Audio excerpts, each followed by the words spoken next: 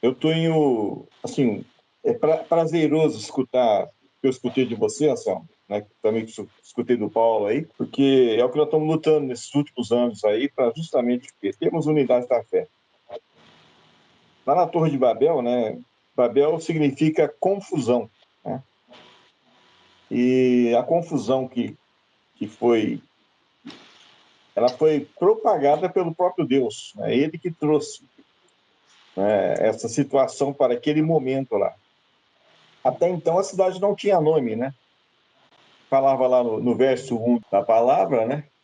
No verso 4, né? Disseram: Vinde, edifiquemos para nós uma cidade e uma torre, cujo topo chegue até os céus, e tornemos célebre o nosso nome para que não sejamos espalhados por toda a terra.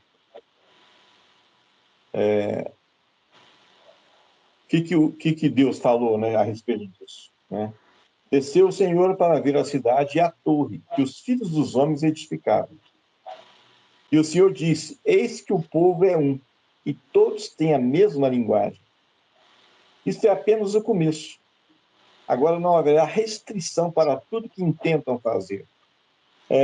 Eu sempre estudei essa situação e eu tento achar o reverso, né? O que é que faz, né, para que aquilo que a gente quer possa acontecer, né? Isso aqui aquilo é uma coisa que a gente não quer, mas acontece muito, né? A facilidade que nós temos para manutenção da perversidade entre nós é grande. Faz parte da nossa natureza, é compatível com a nossa natureza pecaminosa, né? Então, a unidade da fé, no que tange à manifestação de coisas perversas, né, é uma fé. Só que é uma fé negativa, né? Não é uma fé positiva. Né? Então, o que significa? Significa que a concordância ela não depende diretamente do pai, depende de quem está exercitando a concordância, quer para bem, quer para mal. Para mal, né? Agora, o que eles tinham em comum?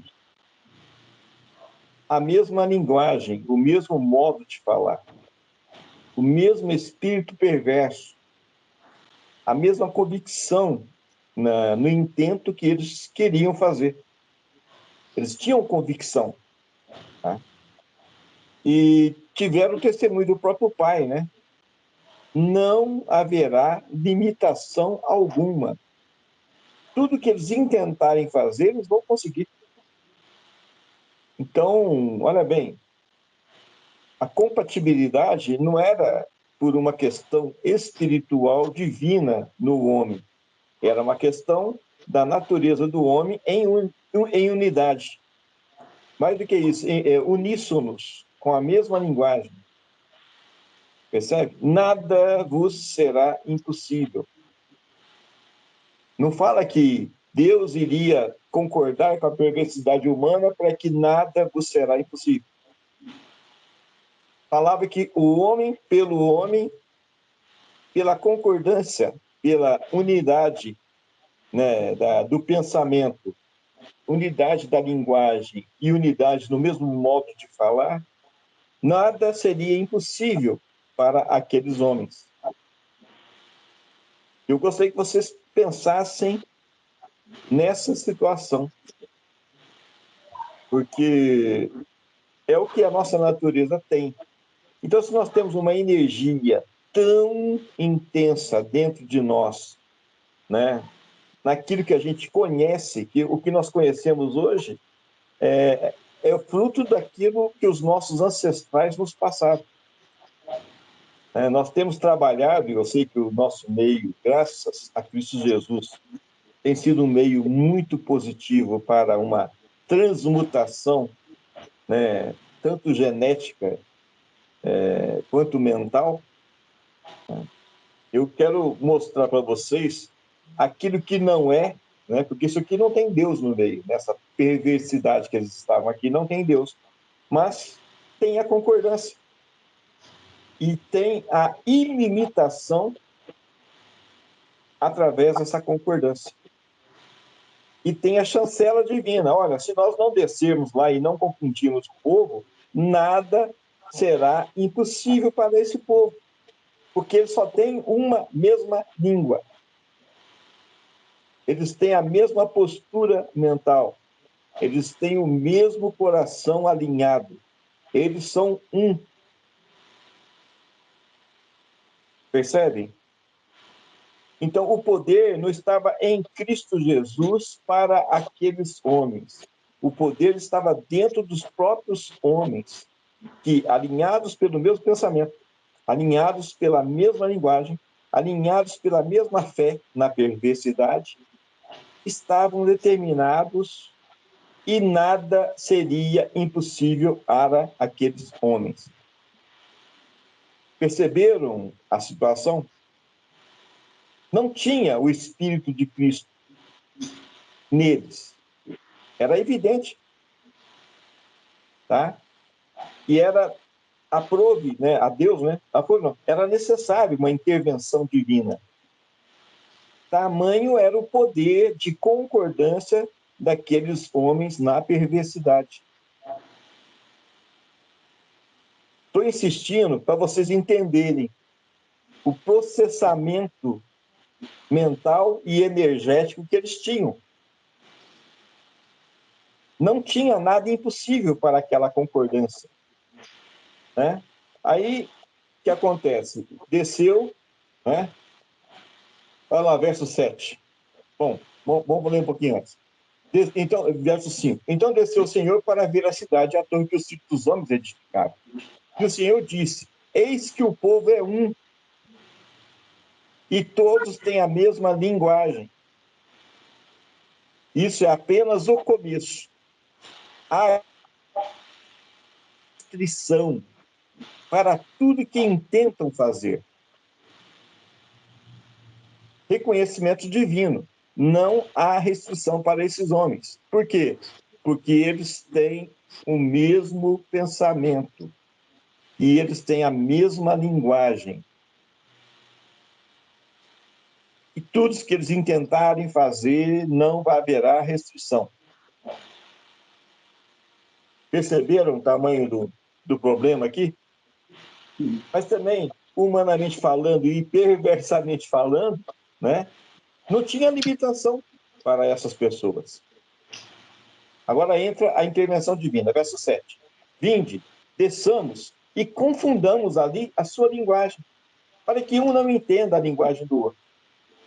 Destarte, o Senhor os dispersou dali pela superfície da terra e cessaram de edificar a cidade. Aí que foi dado o nome para a cidade. Chamou-se-lhes por isso o nome de Babel, porque ali confundiu o Senhor a linguagem de toda a terra. E dali o Senhor os dispersou por toda a superfície dela. Perceberam? Agora, o que é Babel? Babel é confusão. E confusão por mistura. Tá? E quando você vê a questão da mistura, aí eu me remeto à festa da Páscoa e ao misto de gente que estava no meio dos judeus. Que foi um misto de gente que corrompeu os judeus. E se vocês precisarem, eu não tive, como diz, tempo, mas eu fui tocado aqui agora por essa questão do misto, né? Eu quero até preparar alguma coisa a mais para a gente poder conversar lá em Baipendi.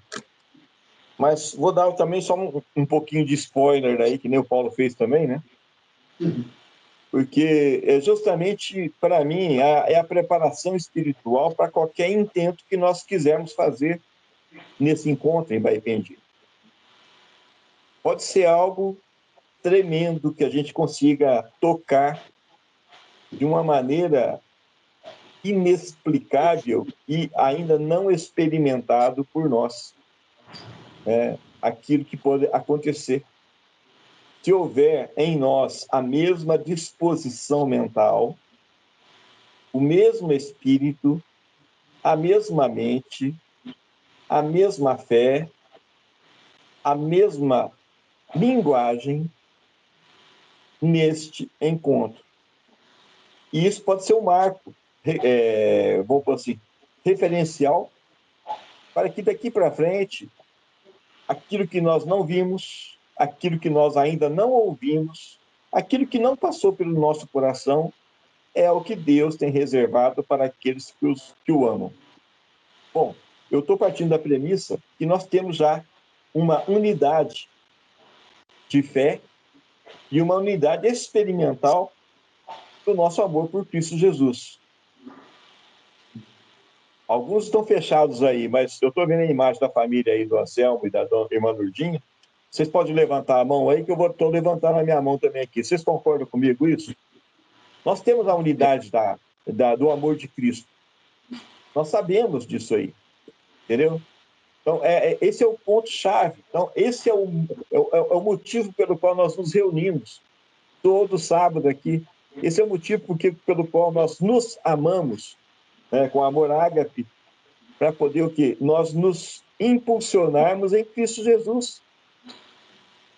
Percebe? Então, esse ponto é o ponto-chave que, para mim, eu estou com o meu coração determinado a ter essa experiência junto com vocês nesse encontro. Porque é bem claro, né? Está escrito lá que ele vai conversar e escrever em nossos corações a nova palavra dele. É uma nova palavra dele, é uma nova dispensação dele. Pode parecer bobagem, né? Mas eu vou fazer um paralelo aqui. A Teorema de Pitágoras todo mundo conhece, né? A hipotenusa ao quadrado é igual à soma dos catetos ao quadrado, né? Triângulo retângulo, tá certo? Todas as igrejas falam acerca do Teorema de Pitágoras, percebe? Todo mundo resolve, né, um triângulo retângulo com muita tranquilidade pela força do Teorema de Pitágoras. Só que acima do Teorema de Pitágoras tem uma lei, tá? Que é a lei dos cossenos. Percebe? Não é um teorema só, é uma lei. Que é o quê? Né?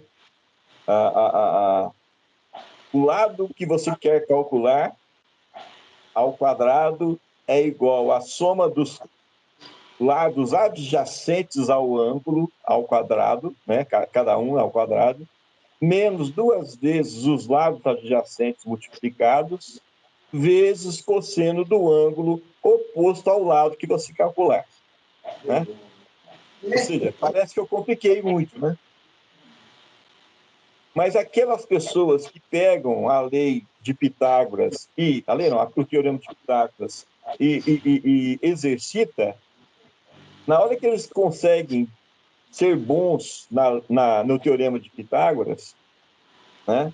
E eu jogo um problema diferente para eles, que é como calcular um triângulo que não é retângulo, eles se perdem. Eles ficam ali boquiabertos, porque eu consigo calcular para eles. Mas por que eu consigo calcular? Porque eu entendi que, além do teorema de Pitágoras, existe uma lei maior do que o próprio teorema de Pitágoras. E que dentro dessa lei contém também o teorema de Pitágoras. Tá certo? Que é a lei dos cossenos.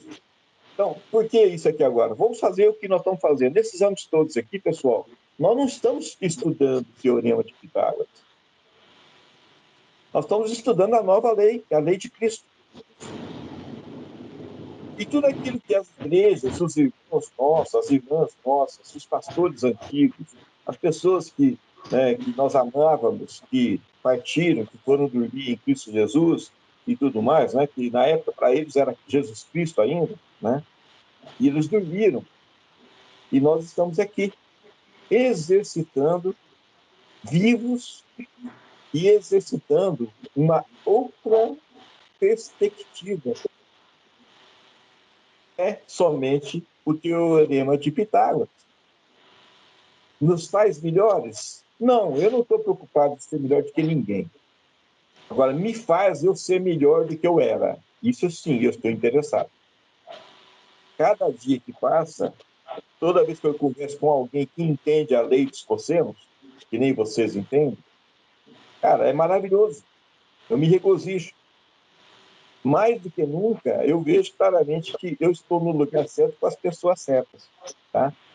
Só que, de vez em quando, ainda no nosso meio, alguém ainda se arvora no direito de relembrar-nos da lei não, do Teorema de Pitágoras, tá certo? E isso não quer dizer que eu esteja triste com isso.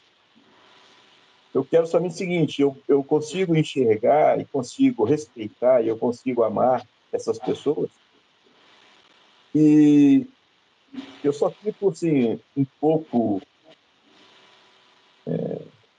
um sentimento de limitação, porque nós precisamos da unidade da fé, nós precisamos da unidade do pensamento, nós precisamos da unidade de espírito, nós precisamos ter uma somente, que não é nem a minha mente, nem a de ninguém aqui, é a mente de Cristo em nós, percebe? Aí, não mais na perversidade, mas sim no amor de Cristo, nada nos será impossível, tá? Você, eu estou aqui já com esse tópico de intercessão por você, tá? Mas olha bem, com pesar, eu tenho que te falar, você não é senhor da tua vida, porque você depende agora de um encarregado sobre a sua vida que vai te proporcionar a ida tua para Baipendi ou não. Você está com uma limitação. Você concorda comigo ou não? Perfeito. E eu vou confessar, você não é o único não, entendeu? Também estou cheio de limitações aqui. Você tem um senhor, eu tenho alguns senhores também na minha vida aqui, né? Trabalhamos muito em agosto, não recebemos até hoje. Trabalhamos muito em setembro, não recebemos até hoje. Percebe? E aí todo mundo fica olhando para mim. E aí, como é que nós vamos resolver tal problema? Como é que nós vamos resolver tal problema? Mais isso, mais aquilo outro. E agora, como é que vai fazer? E não tem não sei o que, isso, aquilo outro, parará, parará. Ou seja, eu também tenho senhores na minha vida, entendeu? E eu sinto decepcioná-los. Eu também tenho uma vida limitada, percebe? E por que eu estou falando isso, Anselmo? E para mim chegou o momento que nós temos que dar um basta nas nossas, nesses senhores das nossas vidas, entende? Eu quero experimentar com vocês algo que eu ainda não experimentei. Eu quero experimentar com vocês algo que ainda eu nem vi. Agora, eu tenho escutado tanto de vocês, como também tenho tido a honra de falar para vocês também, de coisas que vocês também não escutaram, entendeu? Eu tenho escutado coisas que eu também nunca tinha escutado, por causa das nossas reuniões, por causa da unidade da fé. Então, estou me preparando para esse encontro no novo de Cristo Jesus. Eu estou determinado a ser um com vocês, a tirar toda a rusga, toda dúvida, todo pensamento. Ah, eu não penso assim, ah, eu não sei o que, não sei o que, papapá, papapá, né?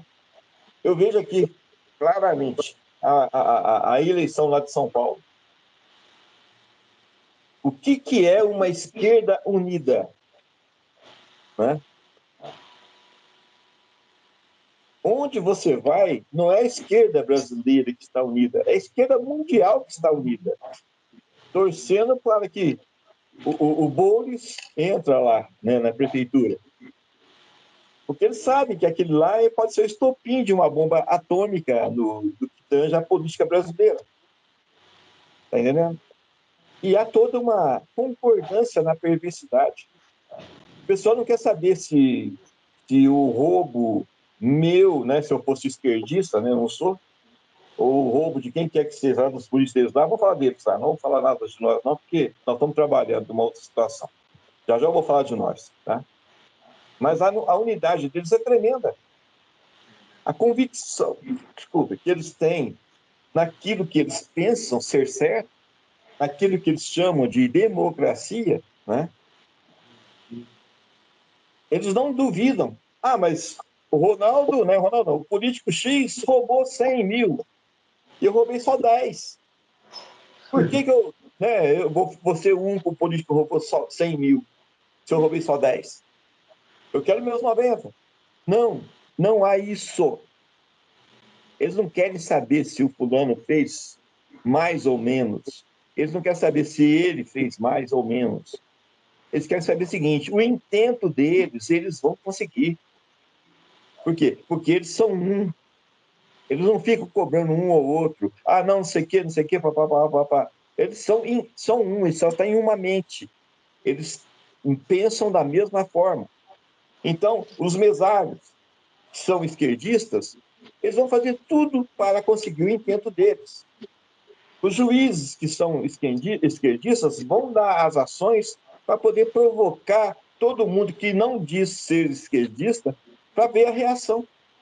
Então, nós estamos mais do que nunca sujeitos a essas intempéries, não causadas pelo Pai, com certeza, causadas sim pela própria natureza humana, e de uma postura negligente, né, dos bons homens e mulheres que nunca tomaram partido político, nunca fizeram uma posição de resistência contra esse sistema que aí se encontra. Então, onde você mexer, você vai ver corrupção. Onde você mexer, você vai ver problemas. Tá? Agora, por que eu estou falando isso? Porque nós deixamos disso para uma outra sistemática. Qual é a sistemática? Nós estamos aqui agora medindo forças entre nós, achando que tal revelação eu não concordo, tal revelação eu concordo, tal pensamento do Beltrano eu discordo, tal pensamento eu acho que metade está certo, metade está errado, e não sei o que, não sei o que, não sei o que, não sei o que, e gastando energia entre nós, tentando prevalecer contra uma linha de pensamento ou a favor de determinada linha de pensamento. Tá? Então, é importante que a gente reflita, tá, onde nós queremos chegar. Quando eu falei que nós deveríamos ter uma somente, né, eu falei bem claro que não é a minha mente, não é o meu pensamento. Né? Nós temos que ter só uma mente, a mente de Cristo.